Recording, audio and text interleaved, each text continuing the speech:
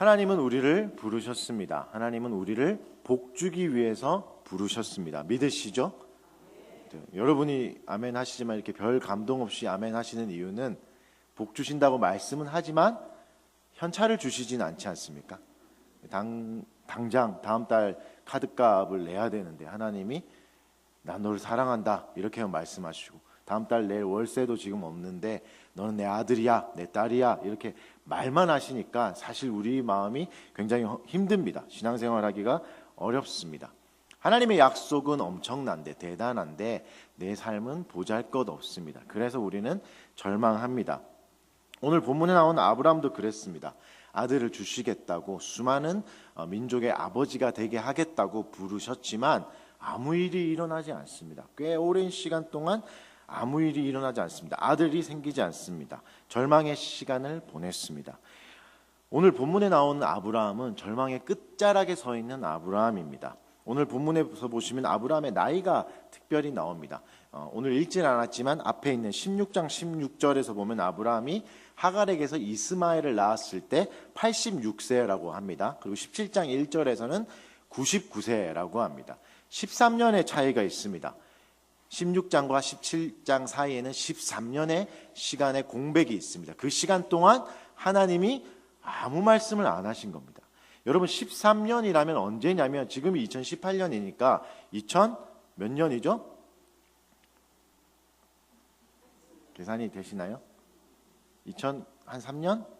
4년 그 정도 되겠죠? 13년. 그 어느 때냐면 노무현 대통령이 당선됐을 그 해. 그렇죠. 그때부터 지금까지가 13년입니다. 그 시간부터 이때까지 하나님이 우리에게 아무런 응답을 안 주신 거예요. 하나님 말씀의 은혜도 주시지 않고 찬양을 해도 감격이 없고 기도를 해도 응답이 없는, 말씀도 들리지 않는 아주 절망적인 시간을 13년 동안 보낸 겁니다. 하나님이 왜 13년 동안 침묵하셨을까요? 아브라함이 잘못했기 때문입니다. 아브라함이 뭔가 범죄했기 때문에 13년 동안 침묵하셨습니다. 하나님은 말씀하셨죠. 내 몸에서 날 사람이 내 상속자가 될 거다. 근데 아브라함은 그걸 기다리지 못했습니다. 자신의 방법을 이용해서 하갈을 이용해서 이스마엘을 낳게 되죠. 그런데 사실 아브라함만의 잘못은 아니라 여기 또 엄청난 누님이 한 분 나오시죠. 사례 누님이 나오십니다. 사실 이 사례 누님 때문에 이런 일이 일어났습니다. 사실 성경에 나오는 수많은 누님들이 계신데 누님들이 이렇게 예쁘게 예배를 드리시면 좋겠지만 가끔 사고를 한 번씩 치십니다. 근데 또 남자가 사고 치는 것보다 누님이 사고 치는 게 엄청 커가지고 역사를 바꿀 정도로, 여러분 잘 아시는 하와 누님 잘 알고 계시지 않습니까? 하나님이 그 선악과가 먹지 말라 그랬는데 그걸 굳이 따먹어가지고 우리가 지금 이 시간에도 집에 못 가고 예배 드리고 있는 거 아닙니까? 졸린데 집에 가고 싶은데, 그렇죠? 아니면 에덴 동산에 있었을 텐데. 이렇게 누님들이 한번 사고를 치면 스케일이 큽니다. 이 대단한 누님들과 살고 계신 또 남성 여러분도 심심한 위로의 말씀 드립니다. 누님들한테 잘 하셔야 됩니다. 사고 치시니까 잘 보살피고 잘 섬겨 주셔야 됩니다. 오늘 이제 사례 누님이 어떻게 합니까? 아브라함이 이제 퇴근하고 집에 돌아오는데 그 당시는 텐트에서 생활하지 않았습니까? 텐트에 딱 들어갔더니 어머나, 사례가 있는 게 아니라 하갈이 있는 거예요. 텐트 안에. 그래서 나와서 어머 이거 왜 이래? 왜? 사례한테 말했죠. 야, 하갈이 왜 여기 우리 방에 너가 있나? 그러니까 사례 누님이 아휴, 어떻게 아들 만들어야 될 거 아니야? 들어가! 이렇게 해가지고 밀어 넣어가지고 힘들게 하갈을 통해서 이스마엘이 탄생해 버리지 않습니까? 하나님께 이 사건은 범죄였습니다. 하나님이 꾸짖으셨습니다. 그래서 어떤 방법을 쓰시죠? 13년간 침묵이란 방법을 쓰셨습니다. 하나님이 우리를 직접 때리시거나 치실 때도 있지만 이렇게 하실 때도 있습니다. 신자에게 사실 가장 고통스러운 것은 하나님의 침묵입니다. 13년간 아무 말씀을 하지 않습니다. 그래서 16장과 17장의 이 차이가 13년이나 나는 것입니다. 그리고 13년 만에 하나님이 나타나셔서 드디어 말씀하시는데 책망하십니다. 뭐라 말씀하시냐면 나는 전능한 하나님이다 이렇게 말씀하십니다. 여러분 잘 아시는 표현인데 엘샤다이라는 말입니다. 엘샤다이, 이게 성경에서 처음 나옵니다. 이 장면에서 그리고 총 15번 나오는 장면인데 처음 나오는 거죠. 아브라함에게 하나님의 새로운 이름을 가르쳐 주시는 거죠. 나는 전능한 하나님이야. 이 말이 무슨 말이죠? 나는 전능해. 네가 할 수 없지만, 너는 할 수 없지만 나는 할 수 있어. 그런데 왜 나를 믿지 못하냐? 왜 아직도 나를 신뢰하지 못하냐, 아브라함아? 하면서 책망하시는 겁니다. 또 한마디 더 보태시죠. 뭐라 그러시죠? 너는 내 앞에서 행하여 완전하라, 이렇게 말씀하십니다. 바른 길로 가라, 아브라함아. 아브라함아, 나는 하나님이야. 전능한 하나님이야. 능치 못함이 없는 하나님이야. 나를 바라보며 바른 길로 가, 이렇게 책망하고 계시는 것입니다. 하나님의 침묵과 책망은 사랑하는 성도에게 주시는 하나님의 징계입니다. 어린 성도들에게는 이러지 않으십니다.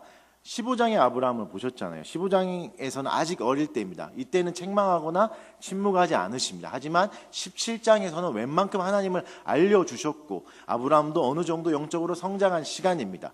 그랬더니 어떻게 하십니까? 침묵과 책망으로 징계하십니다. 좀 성숙한 성도들에게 이런 일을 하는 겁니다. 우리도 이럴 수 있습니다. 하나님께 혼날 때가 있습니다. 하나님께 징계받을 때가 있습니다. 그럴 때 먼저 어떻게 해야 되죠? 오늘 아브라함처럼 엎드려져야 됩니다. 하나님 앞에 엎드려져야 됩니다. 나의 죄악을 인정해야 됩니다. 주님, 그렇습니다. 제가 범죄하였습니다. 제가 죄를 지었습니다. 나의 죄악입니다. 라고 바짝 엎드려야 됩니다. 이 바짝 엎드린 아브라함에게 하나님이 어떻게 말씀하십니까? 더 혼내지 않으십니다. 더 놀라운 징계나 벌을 말씀하실 것 같은데 이렇게 말씀하십니다. 너는 여러 민족의 아버지가 될 거야, 이렇게 말씀하십니다. 이 약속은 잘 알고 계시죠? 아브라함을 처음 부를 때 주셨던 약속입니다. 내가 너를 열방의 민족의 아버지가 되게 할 거다. 수많은 자녀들을 태어나게 할 거다. 약속하셨습니다. 12장에 약속하셨던 복입니다. 그런데 오늘 17장에서는 약간 포인트가 다릅니다. 강조점이 다릅니다. 12장에서는 복 자체의 강조점이 있었다면 17장에는 강조점이 약간 다릅니다. 강조점이 복이 아니라 주체입니다. 누가 이 복을 주시냐? 이게 17장 5절의 말씀입니다. 17장 5절에서 뭐라 말씀하시죠? 내가 마지막에 되게 함이니라. 내가 되게 함이니라. 5절의 핵심은 이겁니다. 하나님이 이제 복의 주체가 되겠다 말씀하시는 겁니다. 그 전에는 복만 약속하셨다면 하나님이 이제 내가 너에게 복을 줄 거야. 네 스스로 하는 게 아니라 네가 잘 열심히 해서 신앙생활 열심히 하면 복을 주는 게 아니라 내가 복을 주고 시작할 거야. 내가 너를 이끌어 갈 거야. 이렇게 말씀하시는 겁니다. 그리고 이름을 바꿔 주십니다. 아브라함에서 아브라함으로 바꾸어 주십니다. 열방의 아버지, 열국의 아버지, 쉽게 말하면 아들 부잣집 아버지, 이런 뜻으로 바꾸어 주십니다. 아브라함이란 이름의 뜻은 그런 겁니다. 하나님이 직접 하시겠다. 너의 열심이 아니라, 너의 노력이 아니라 하나님 내가 직접 하겠다. 아브라함의 열심이 아니라 하나님의 열심이라는 이 마음이 아브라함이라는 이름에 담겨져 있습니다. 그 열심이 너를 복된 존재가 할 것이다. 하나님의 열심이 너를 복된 존재로 바꿀 것이다. 사랑하는 여러분, 하나님이 하나님의 열심으로 우리를 복된 존재로 바꾸실 것을 믿으시기 바랍니다. 아브라함이라는 이름을 들을 때마다 아브라함은 어땠겠습니까? 사실 좀 부끄러웠을 것입니다. 생각해 보십시오. 지금 99세에 아브라함이 됐는데 아들은 딱 하나 있습니다. 이스마엘, 하갈을 통해 낳았던 아들. 어느 날 이제 아침에 일어나서 이 아브라함이 이제 사레 또 이름을 바꿔주시죠. 사라로. 그러니까 이렇게 부르는 거죠. 열국의 어머니요. 사레는 또 어떻게 부르죠? 열국의 아버지요. 이렇게 부릅니다. 아들 몇 명 있다고요? 한 명 있는데, 외동아들 딱 하나 있는데 열국의 아들 부잣집 아버지요, 아들 부잣집 어머니요, 이렇게 부르는 거죠. 이 광경을 본 종들이 어떻게 생각했겠습니까? 아이고 저 어르신들 저렇게 힘들게 살다가 아이고 정신을 놓아버리셨구나. 무슨 열국의 아버지고 열국의 어머니냐, 막 이렇게 하면서 부끄럽고 창피했을 것입니다. 사실 우리도 그렇습니다. 하나님이 우리를 뭐라고 부르십니까? 성도라고 부르십니다. 거룩한 백성이라고 부르십니다. 하지만 우리는 그 이름에 맞지 않습니다. 너무 부끄럽고 창피할 때가 너무너무 많습니다. 하나님이 우리를 복된 민족이다, 복된 백성이다 말씀하시지만 사실 믿어지지 않을 때가 너무 많습니다. 왜냐하면 아까 처음에도 말씀드렸듯이 이 복이 눈에 보이지 않습니다. 하나님은 우리를 복되다 말씀하시는데 여전히 우리는 가난합니다. 하나님은 나를 자녀라 말씀하시는데 여전히 나는 병약합니다. 내 병이 낫지 않습니다. 사실 여러분, 우리 좋자고 이러는 게 아니지 않습니까? 뭐 나 좋자고 나 하나 좋자고 복을 달라는 게 아니라 여러분, 하나님이 우리를 엄청 밀어주시면 전도하기 얼마나 편하겠습니까? 그렇지 않습니까? 아니, 교회를 나갔더니 어머나 로또가 됐더라, 교회를 나갔더니 어머나 병이 한번 나았네, 이러면 여러분 전도하기 얼마나 쉽겠습니까? 전도지 나눠줄 때마다 거절당하고 얼마나 힘들지 않습니까? 그렇지 않습니까? 여러분 한번 생각해 보시죠. 아니, 우리 좋자고 하는 게 아니라 우리가 이렇게 다 같이 모였을 때 하나님이 들으실 수 있도록 세게 얘기해야 됩니다. 하나님도 아셔야 됩니다. 우리의 어려움을 아셔야 됩니다. 전도지 나누는 게 얼마나 힘듭니까? 비 오고 이럴 때 전도하고 얼마나 어렵습니까? 하나님도 아셔야 됩니다. 여러분 한번 생각해 보십시오. 하나님 우리를 밀어주시면 전도하기 얼마나 편하겠습니까? 제가 또 한 가지 생각한 게 있는데, 생각해 보십시오. 하나님 교회에 왔는데 살이 막 빠지더라. 여러분 이러면 전도하기 너무 쉽습니다. 여러분 만약에 교회 왔는데 살이 빠지면 여러분 나가서 막 전도지 아이고 그런 거 안 해도 됩니다. 어떻게 하냐면 자매 둘이서 카페에 갑니다. 우아하게 커피 한 잔 시켜놓고 마시면서 그냥 이렇게 말하면 됩니다. 아무 부담 없이 어머 내가 이루는 교회 갔더니 10kg가 빠졌어. 이러면 옆에 있는 사람이 어머 웬일이야, 어머 나도 이루는 교회 갔더니 15kg 빠졌어, 뭐 이러고 그냥 아무 부담 없이 전도지도 남기지 말고 흔적 없이 카페를 떠나면 그 옆에서 듣고 있던 수많은 자매 무리들이 듣고 이루는 교회 다이어트 가자 이렇게 돼서 여러분 그 다음 주에 바로 자매들이 전부의 의지 없어서 나의 살을 가져갔어서 막 이러면서 수많은 자매들이 몰려올 겁니다. 잠이 좀 깨시나요? 잠 깨라고 제가 여러분 웃겨드린 겁니다. 그렇지 않습니까? 하나님이 주시는 복이 즉각 응답되고 보이면, 눈에 보이면 신앙생활하기 얼마나 쉽겠습니까? 전도하기도 얼마나 쉽겠습니까? 우리는 그걸 원하지 않습니까? 눈에 보이는 복, 그걸 원하지 않습니까? 그게 없으면 나는 저주받은 거 아닌가, 나는 하나님의 자녀도 아닌가 의심하기도 합니다. 그런데 여러분 다시 한 번 더 오늘 본문을 보십시오. 하나님이 약속하시는 복의 수준을 한번 보십시오. 어떻게 말씀하시죠? 내가 너를 열국의 아버지가 되게 함이니라. 주체를 말씀하셨다고 했죠. 하나님이 직접 이끌어 가시겠다, 이 말입니다. 이 말은 무슨 말이냐면 하나님이 이제 우리 인생에 오셔서 인생의 주인이 되겠다, 이 말씀입니다. 우리 인생을 친히 이끌어 가겠다, 이 말씀입니다. 아니 뭐 돈이나 좀 쥐어주시고 이런 얘기를 하면 좋겠는데 여전히 그런 분들은 조금 더 들어보십시오. 하나님이 우리 인생을 인도한다는 건 이런 의미입니다. 어느 날 하나님이 우리에게 찾아오셔서 선물을 하나 주시는데 어마어마한 고급 승용차를 한 대 주십니다. 외제차 몇 억짜리 이런 걸 주십니다. 이런 걸 주셨는데 우리는 어떤 형편이냐면 일주일 전에 운전면허를 딴 거예요. 일주일 전에 면허를 따서 아직 후진을 어떻게 해야 될지 잘 모르는데 이 외제차를, 몇 억짜리 외제차를 끌고 다녀야 됩니다. 얼마나 어렵겠습니까? 얼마나 힘들겠습니까? 아이고 조금이라도 잘못 핸들을 틀다가 아이고 차가 상하면 이게 몇 천만 원, 수리비만 몇 천만 원 나올 텐데 얼마나 이게 어렵고 힘들겠습니까? 하나님이 주신 선물이 아니지 않겠습니까? 그런데 오늘 하나님이 말씀하시는 내가 너의 주인이 되겠다, 이 말씀은 고급 외제차를 주는 정도가 아니라 외제차를 주시고 최고의 운전수도 보내주시는 겁니다. 최고의 운전자도 함께 보내주시는 겁니다. 그래서 나는 운전면허를 딴 지 얼마 안 됐지만 운전도 제대로 할 수 없지만 걱정하지 않아도 되는 겁니다. 왜요? 운전자가 계시니까. 최고의 운전자가 계시니까. 이 운전자가 예수 그리스도십니다. 하나님이 예수 그리스도를 보내주셔서 우리 인생의 운전자로 삼아주셨습니다. 예수가 친히 길을 인도하십니다. 아이고 그 먼 길을 어떻게 가나, 그 먼 길을 내가 어떻게 가냐 걱정하지 않아도 될 게 예수가 앞장서 가십니다. 그분이 우리의 차를 운전해 주십니다. 상할 걱정 없고 길을 헤맬 걱정도 없습니다. 좁은 길로 우리를 인도해 가시는 겁니다.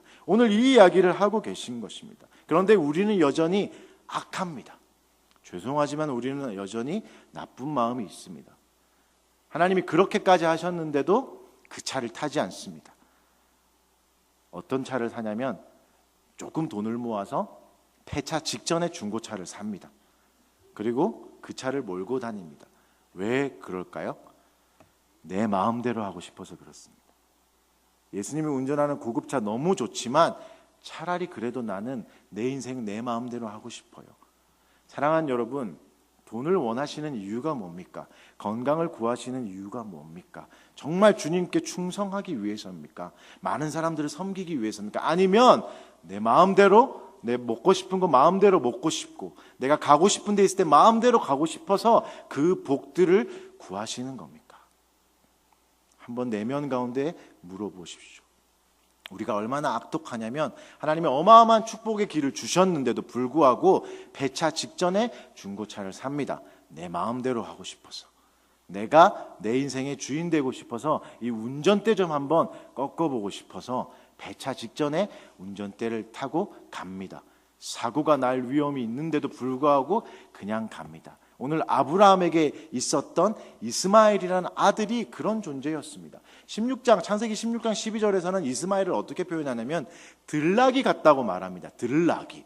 계속 너무나 야생 낙이어서 함께 어울릴 수 없는, 공동체 안에 들어올 수 없는, 그리고 뭐라고 말하죠? 형제들과 대항해서 살리라 이렇게 말합니다.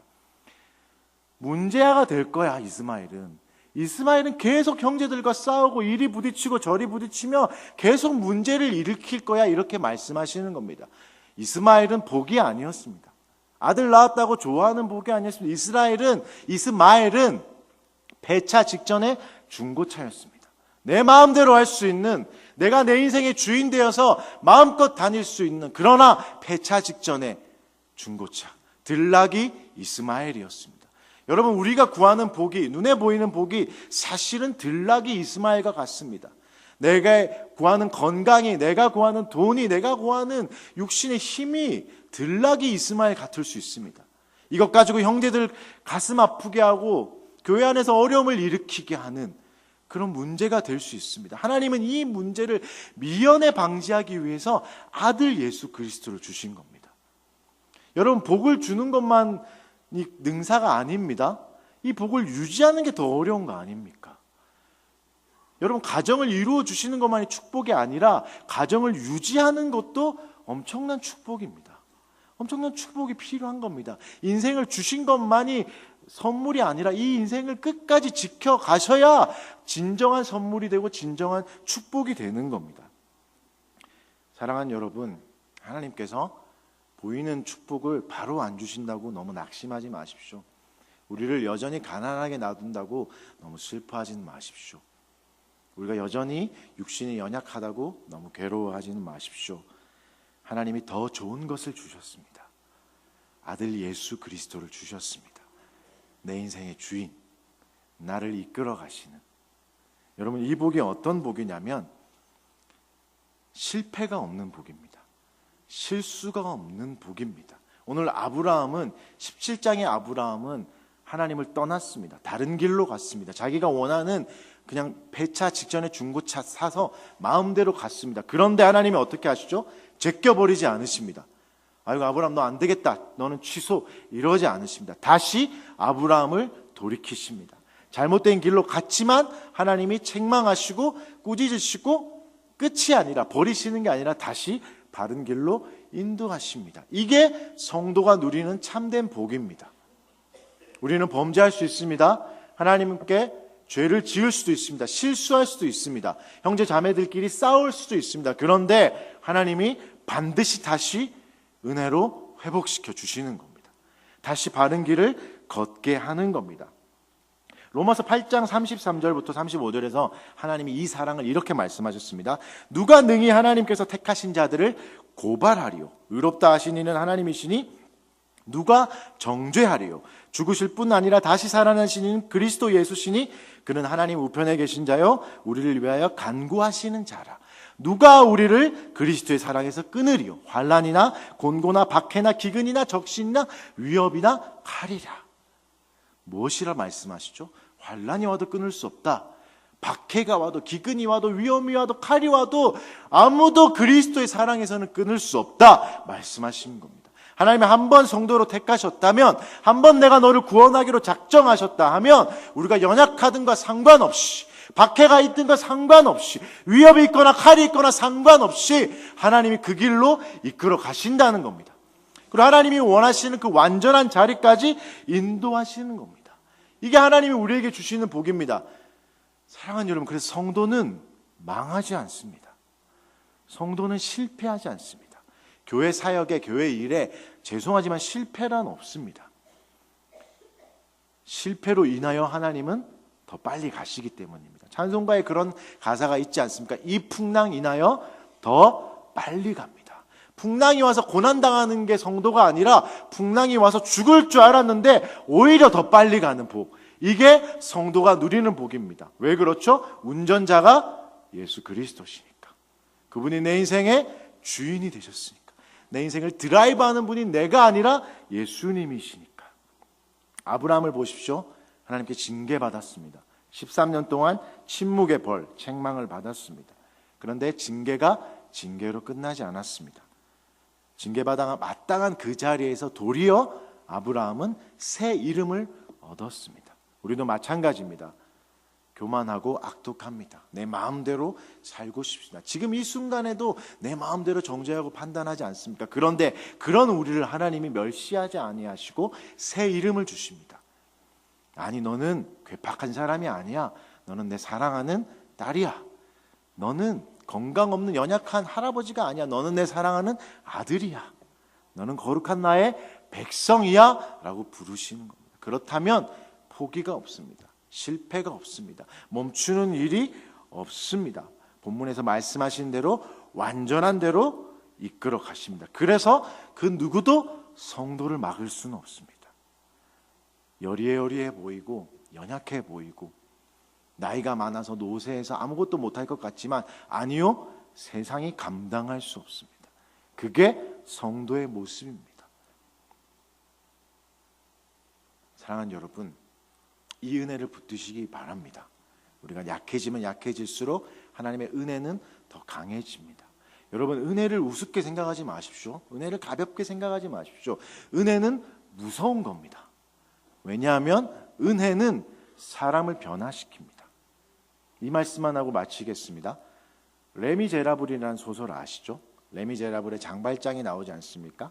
빵을 훔친 죄로 오랜 시간 동안 복역했던 이 장발장이 오랜 시간 감옥살이를 했지만 변하지 않았습니다. 그런데 촛대를 훔쳤던 그 성당에서 신부의 용서를 받으니까, 은혜를 겪으니까 어떻게 되죠? 오랜 감옥 생활도 바꾸지 못했던 그 장발장이 은혜를 통해서 바뀌어 버립니다. 하루아침에 바뀌어 버립니다. 이게 은혜입니다. 여러분, 은혜는 놀랍습니다. 은혜는 우리를 바꾸어 버립니다. 그 은혜는 저항할 수 없습니다. 하나님이 저항할 수 없는 은혜로 오늘도 우리를 찾아오실 것입니다. 내일부터 시작되는 우리의 삶에 하나님이 그 은혜로 우리를 인도하실 것입니다. 우리는 어떻게 살아가면 되죠? 거침없이 담대하게 주의 은혜를 마음껏 누리시는 저와 여러분이 됐으면 좋겠습니다.